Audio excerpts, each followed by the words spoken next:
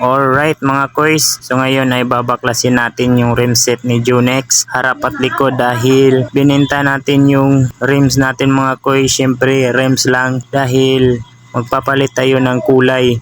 So bininta natin sa tropa natin mga koys at bukas ay kukunin na niya yung rims. So kailangan na natin siyang baklasin ngayon dahil wala na tayong oras. So pagtsatsaga na natin mga koys, ayan kinuha ko na yung rim set mga koys at ngayon ay tatanggalan na natin yung rims. So mano-mano natin babaklasin yan mga koys. So abangan nyo mga koys kung anong rims ang ikakabit natin at anong kulay dahil hanggang ngayon nag-iisip ako kung ano yung babagay na kulay kay Junex. So ayan mga koys, matatagalan talaga tayo mga koys dahil wala tayong tools para pang tanggal dyan. So ginamitan ko na lang siya ng plies.